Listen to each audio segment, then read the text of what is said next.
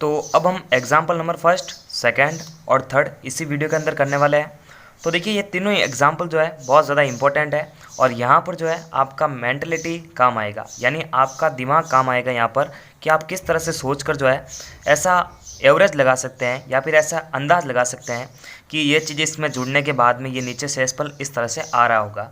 तो ध्यान देना, ये एक तरह की जोड़ है, ठीक है, ये एक तरह की जोड़ है। तो यहाँ पर हमारे को संकेत देते हुए चलना है और यहाँ पर ऐसा ही बताना है कि ये पूरी कंडीशन सेटिस्फाइड हो जाए। अब आप खुद एक दिमाग लगाओ कि तीन में ऐसी क्या चीज़ जुड़ेगी जिसके जुड़ने के बाद में एक यहाँ पर रह जाएगा और एक हासिल में चला जाएगा, क्योंकि देखो तीन में कोई ऐसी चीज़ जुड़ेगी ही नहीं, कोई भी अंक ऐसा नहीं जुड़ेगा जिसके जुड़ने के बाद में एक आता हो। लेकिन कोई अंक ऐसा जुड़ सकता है जिसका इकाई का अंक एक हो सकता है और एक उस पर हासिल बन के जा सकता है, ऐसा हो सकता है। तो देखो अगर q बराबर 8 हो तो q बराबर अगर 8 हो ना, तो यहाँ पर देखना कि 8 + 3 बन के जो है 11 बन जाएगा और 11 का जो है इकाई का अंक वो नीचे उतर जाएगा और जो आगे वाला अंक है वो ऊपर की ओर चला जाएगा। अब चेक करते हैं क्या इस कंडीशन को ये सेटिस्फाइड कर रहा है, तो देखते हैं। अब देखो q को हमने क्या माना है, 8 माना है। तो अगर देखो q बराबर 8 ही हो तो देखो यहाँ पर 8 होगा। तो अगर देखो 8 + 1 यानी 8 + 1 और हासिल वाला 1 जुड़ेगा, तो देखो 8 और 1 9, 9 और 1 10। तो देखो इसका इकाई का अंक नीचे उतर जाता है, तो ये 0 नीचे उतरा हुआ है और 1 जो है ऊपर हासिल बन के जाएगा।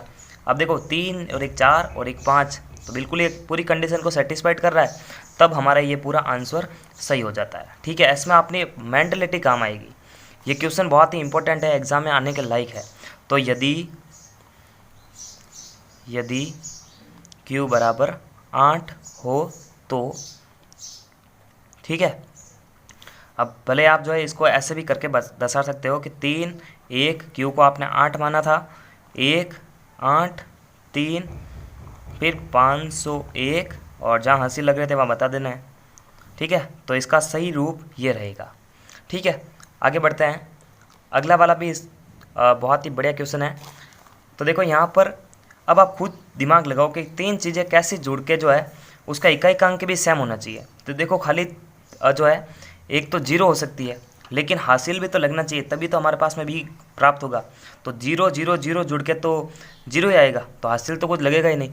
तो देखो एक 5 संख्या ऐसी है, यदि a बराबर अपन 5 मान ले, यदि a बराबर 5 मान ले अपन, और देखो 5 को अगर 3 बार अपन ऐसे लिख दे अपन 5 5 5, तो 5 3 15, 15 का 5 यहाँ पर आ जाता है, एक हासिल बन के चला जाता है।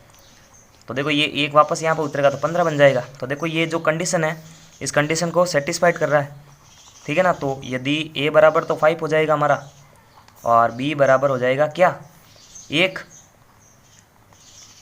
तो इसको अगर सही रूप में लिखना चाहो तो भी लिख देना कि 5 + 8, ये हमने लिख भी दिया यहाँ पर, तो एग्जामिनर इसको समझ जाएगा। अब देखो तीसरा जो एग्जाम्पल है बहुत ज़्यादा इंपॉर्टेंट है, बहुत सारे स्टूडेंट्स को ये समझ में नहीं आता है। तो मैं इसको देखो आपको इसमें थोड़ा दिमाग लगाना है। जब दो अंकों की संख्या गुणा हो रही है तो क्या सिंगल संख्या में तो आंसर आएगा नहीं, तो दो ब्लॉक बनेंगे ना। तो देखो इसको कैसे, इसको देखो तरीके से लिखते हैं। जब अपन दो अंकों की संख्याओं को गुणा करते हैं आपस में, तो 3 खंड बनने चाहिए। कैसे कि ये इससे गुणा होगा, तो देखो इसको मैं वापस ऐसे लिख रहा हूँ B3। अब देखो ये इससे गुणा होगा 3A, ये इससे गुणा होगा 3B, यहाँ पर क्रॉस लगेगा, ये AB को गुणा करेगा AB और ये B स्क्वायर, यहाँ पर आएगा ये जो आंसर है ना, ये यहाँ पर आएगा 5 7 और A।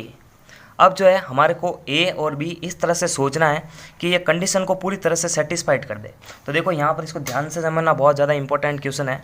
आप ध्यान नहीं रखते हो तो इस कारण जो है आपको ये समझ में नहीं आता है। तो यहाँ पर देखना, मैं इसको सेटिस्फाइड करने की कोशिश करूँगा।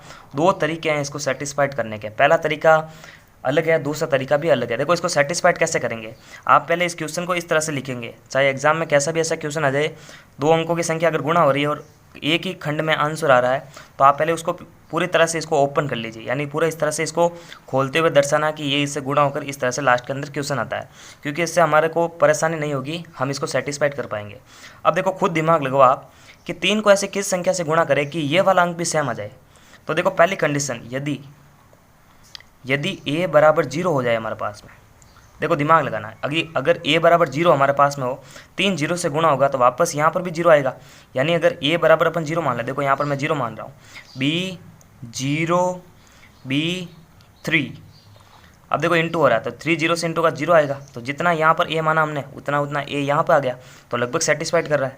अब इसको इससे गुणा करेंगे 3b क्रॉस b को 0 से गुणा करेंगे 0 आएगा, और b को b से करेंगे b स्क्वायर आएगा, नीचे आना चाहिए 570। अब देखो इसको, इस कंडीशन को ये सेटिस्फाइड नहीं कर पाएगा। अब देखो b को आप ऐसा क्या रखें कि यहाँ पर 7 आ जाए। अगर देखो b को अपन 1 रख दें, क्योंकि 0 रखेंगे तो 7 आएगा ही नहीं, नीचे 7 आना चाहिए। अगर देखो b को 0 रखे तो भी 7 नहीं आएगा, b को 1 रख दे तो 3 एकम 3, तो ये 3 ही आएगा। और b को अगर अपन 2 रख दे तो 3 दूनी 6, और 6 और 0 तो 7 होते नहीं है। उसी प्रकार b बराबर 3 रख दे अपन तो 3 तेरी 9, 9 और 0 तो 7 होते नहीं है। तो ये जो है इस कंडीशन को सेटिस्फाइड नहीं कर रहा है। तो एक कंडीशन हमारे पास में और है कि यदि हम जो है a बराबर 5 रख दे, a बराबर अगर अपन इसको 5 रख दे तो जो है इस कंडीशन को सेटिस्फाइड किया जा सकता है। किस तरह से, देखो अगर मैं a बराबर 5 रख दूँ यहाँ पर, देखो यहाँ मैं जो a बराबर 0 है और a बराबर जो 5 है वो इस वाले चीज़ के अंदर रख रहा हूँ, और फिर सेटिस्फाइड करने की कोशिश कर रहा हूँ कि जो नीचे आंसर आ रहा है वो सही आ रहा है या फिर नहीं आ रहा। तो देखो अगर a बराबर 0 रख दे अपन, तो देखो a बराबर 5 रखना है, ठीक है, क्योंकि अब की बार 5 रख रहे हैं अपन, और b 3। अब देखो क्रॉस लगा के मैं इसको इंटू करता हूँ तो 5 3 15। अब इस एक को बाद में जोड़ेंगे, ठीक है, इसको एक हासिल याद रखना आप, 3 इंटू बी 3b, ये क्रॉस b को 5 से करेंगे तो 5b, और b को b से गुणा कर देंगे तो b स्क्वायर। अब देखो नीचे क्या आंसर आना चाहिए, 5 का 5 उतरेगा, और 57 तो पहले से ही था तो ये 57, ठीक है। अब देखो सेटिस्फाइड करने की कोशिश करते हैं, तो ये ए वाला तो इसको सेटिस्फाइड कर रहा, अब क्या बी वाला भी इसको सेटिस्फाइड करेगा क्या, तो चेक करते हैं। यदि बी बराबर मैं 0 रख दूँ तो देखो ये 0 से इंटू का 0 0 0 और 0 जो कि 7 तो आएगा नहीं, और वो हासिल वाला भी जोड़ना है तो 7 तो आएगा नहीं। अगर देखो b बराबर अपन 1 रख दें तो देखो 3 एकम 3 और 5 एकम 5, 5 और 3 8, 8 और 1 9 हो जाएंगे, सेटिस्फाइड नहीं कर रहा है। अगर b बराबर अपन 2 रख दे तो देखो 3 दूनी 6, 5 दूनी 10, तो 10 और 6 16, 16 और 1 17, सेटिस्फाइड कर रहा है ना। देखो कैसे इसको दिमाग लगाना है, 3 इंटू 2 और 5 इंटू 2, यानी b बराबर अपन 2 रख रहे हैं, ठीक है। तो देखो 3 दूनी 6 और 5 दूनी 10, 10 और 6 16, और उस हासिल को भी तो जोड़ना पड़ेगा। जो मैंने कहा ना कि उस हासिल को अपन कैसे जोड़ते थे कि 3 इंटू बी 3 इंटू बी में ही जुड़ता वो, तो ये एक इसमें जुड़ेगा तो 7 तो ऐसे ही हो गया, और 7 प्लस 10 जुड़ के जो है 17 बनेगा।